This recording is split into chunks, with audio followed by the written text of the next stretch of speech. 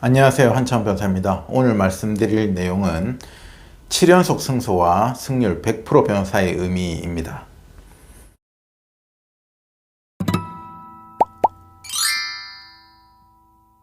제가 특정 의뢰인의 사건을 7연속 승소를 했어요. 그래서 오늘 최종 마지막 사건이 승소가 돼서 의뢰인께서 카톡 메시지로 늘 좋은 소식만 주시네요 하면서 기분 좋게 말씀하셔서 저도 참 기분이 좋습니다. 우선 어떤 사례였는지를 먼저 한번 말씀드려 볼게요. 첫 번째는 이게 이제 단 한 명의 사건은 아닙니다. 첫 번째 저한테 오신 분은 자녀분이었어요. 이 자녀분이 상간 피고 소송이 걸렸습니다. 상간 피고 소송이 걸렸는데 상간 피고 소송은 어때요? 그냥 증거가 없어서 아예 기각시키든지 인정이 됐을 경우에는 위자료 액수가 보통 1,500만원, 2,000만원 정도 나올 수 있잖아요. 그런데 이 사건은 상대방이 증거를 들고 있었음에도 불구하고 제가 400만원으로 방어에 성공을 했어요. 그랬으니까 저한테 처음 찾아온 이 자녀분 입장에서는 어땠어요?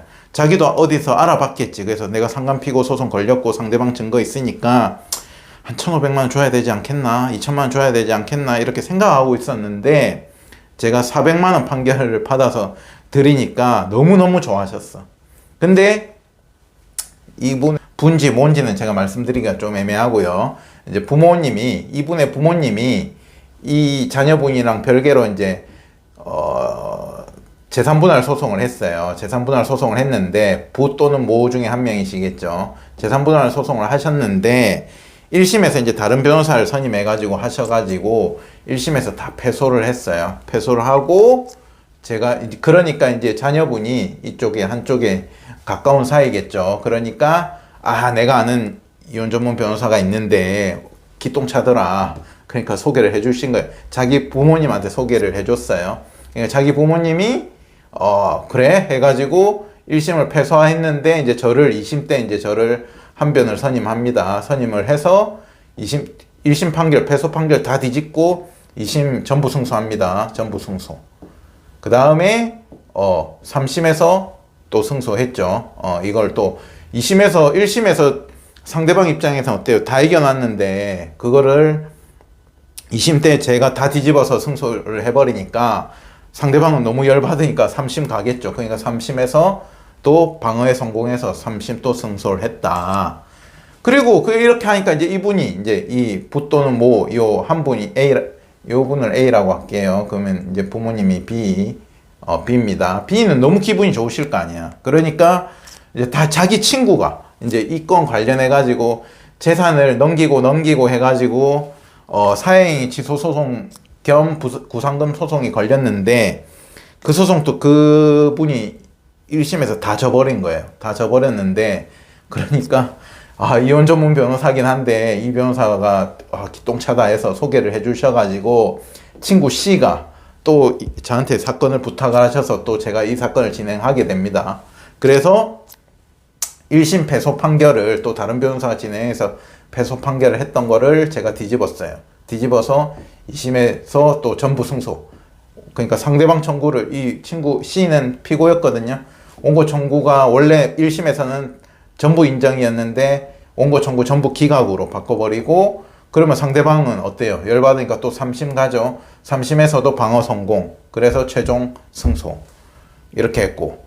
그리고 요 재산분할 소송 B의 재산분할 소송에서 상대방이 이 자녀의 부모들 간의 분쟁은 아니었어요. 제3자가 있습니다. 그래서 B한테 패소한 X, 우리 소송 상대방은 열받으니까 이건 조금 억지 소송을 걸었어. 억지 소송. 이 재산분할 소송을 졌는데 재소송을 걸었어.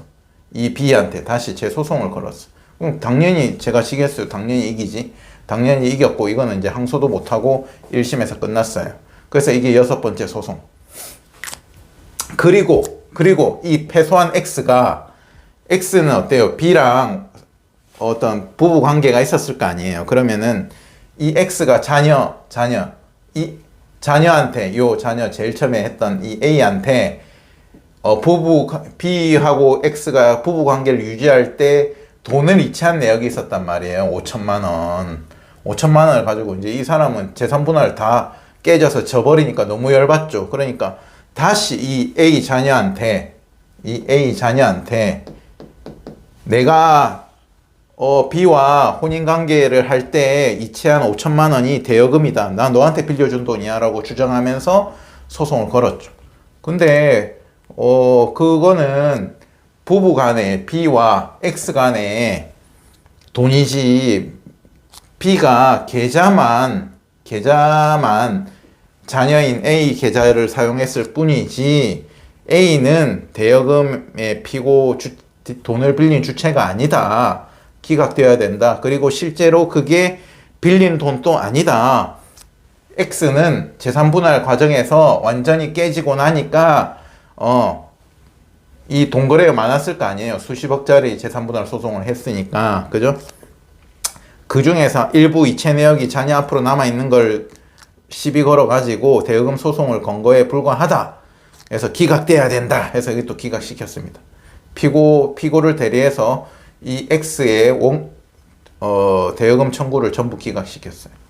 그래서 이제 7개의 소송을 마무리를 지었습니다. 요즘에 드라마나 내지는 영화에 보시면은 승률 100%의 변호사 내지는 뭐 승률 95% 변호사 이러면서 엄청나게 그 주인공 변호사를 부각시키기 위해서 그렇게 묘사를 하거든요.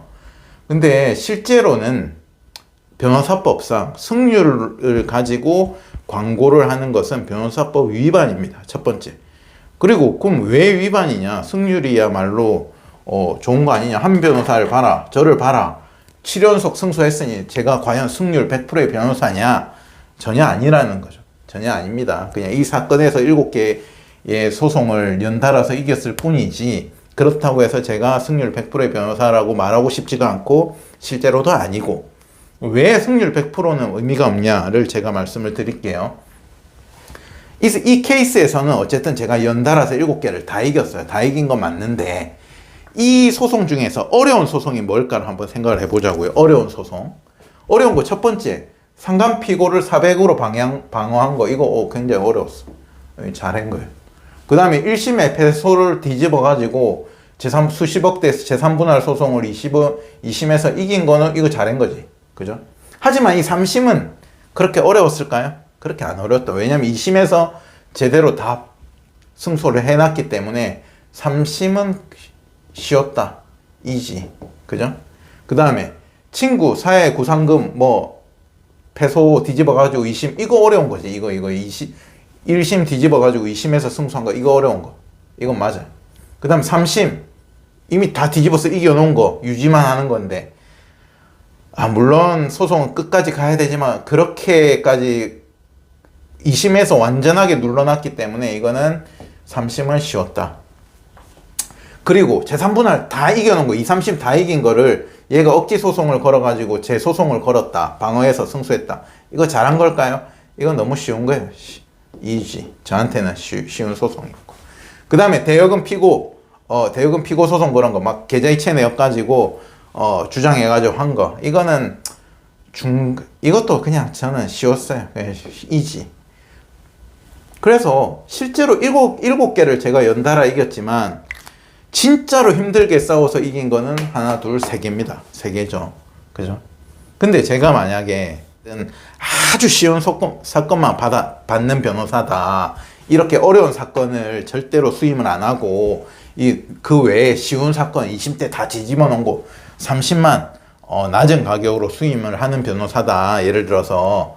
그러면은 이렇게 어려운 사건만 하는 변호사보다는 승률이 더 높지 않겠어요? 높겠지. 그건 누가 해도 이기는 소송인데. 예를 들어서 대여금 소송 상상해 보세요. 계좌이체 내역 있고 차용증 있고 다 있어. 그러면은 어떤 변호사가 하든 다 이길 소송 아니에요. 그거 지기도 어려운 소송이지. 그런 사건만, 쉬운 사건만 계속 받아가지고 내가 승률 100%네, 95%네 하는 게 과연 의미가 있나? 전혀 의미가 없다. 그러니까 변호사법에서도 이 승률 100%를 광고를 못하게 하는 이유가 그런 데 있습니다. 그게 허구기 때문에 그건 아무 의미가 없다.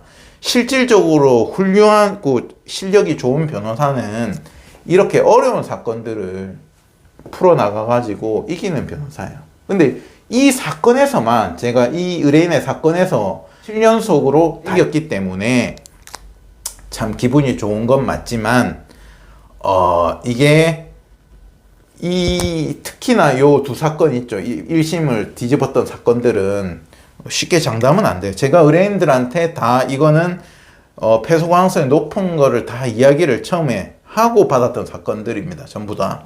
그래도 1심에서 완전 패소를 하고 오셨기 때문에 조금 맡아달라 이렇게 해서 제가 했던 거고, 그리고 제가 이제 제 관점에서 승소를 하면 어떤 의미인지를 한번 설명을 드려보면, 예를 들어서요, 이제 사건을 받을 때 무조건 이길 수 있습니다. 전부 승소합니다.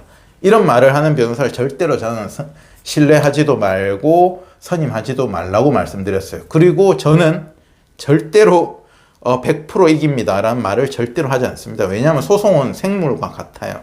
그래서 100% 이긴다는 말은 어떤 느낌이냐면, 중간에 판사님이 있어요. 판사님이 있고, 변호사는 어떤 거냐면 원고 쪽이 있고, 그죠? 피고 쪽이 있고 한쪽이 있고, 판사님이 이를 보는 거잖아요. 저는 어떻게 생각을 하냐면 하나의 용을 그리는 거예요. 용을 그리는 거다.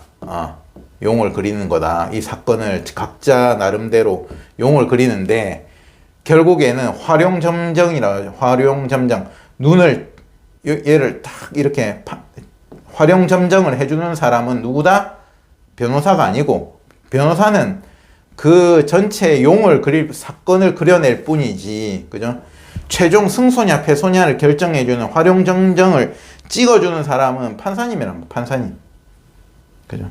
그러니까 제가 제가 변호사로서 할 수 있는 거는 정말 상대방 변호사보다 훨씬 더 멋진 용을 그리는 게 저의 역할인 거예요. 저는 그걸 하는 사람입니다. 변호사는 의뢰인 편에서 그렇게 딱 그려냈을 때도, 제가 봤을 때는 상대방 변호사가 그려낸 용은 형편없어. 내 용이 너무너무 멋져. 그렇지만 저는 어떻게 생각한다? 여기까지가 나의 역할이다 라고 생각을 하고, 제 용에다가 판사님이 활용점정을 해줄지, 저쪽 용에다가 활용점정을 해줄지는 판사님의 몫인 거예요. 저는 눈알이 빈 이 용을 그려내는데 혼신을 다하는 거예요. 그러고 나면은 판사님이 찍어주거든. 그러면 대부분에는 승소가 나오는 경우가 많죠. 제가 이 상대방 변호사의 용보다는 훨씬 잘 그렸다고 봤을 때, 나라도 이쪽에다가 활용점정을 해주겠다는 생각이 들면 거의 승소는 나온단 말이에요. 하지만 거의라는 것이지 그게 100%는 없다는 거예요. 도저히 저쪽 용어한테는 내가 질 것 같지가 않았는데, 아무리 내가 멋지게 그리면 뭐예요? 판사님이 그냥 걷다가 도장 찍어줘 버리면, 그쪽에다 승소라고 해줘 버리면 패소를 할 수도 있는 거예요. 제가 느끼는 바는 그렇더라고요.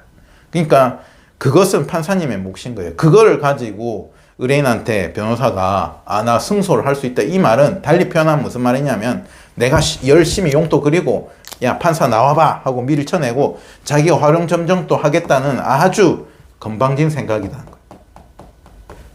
그냥 우리가 변호사로서 할 수 있는 거는 최대한 용을 그려서 이 정도 그려내고 상대방 용을 비교해 봤을 때 아마도 우리 쪽에다가 활용점정이 이루어질, 내가 판사라면 여기다가 찍을 것 같다, 이 정도는 제가 설명드릴 수 있지만 절대로 100% 우리가 이긴다 이런 말은 절대 하지 않습니다. 그리고 제가 절대로 승소 보장을 안 하는 이유는 또 한 가지가 있어요.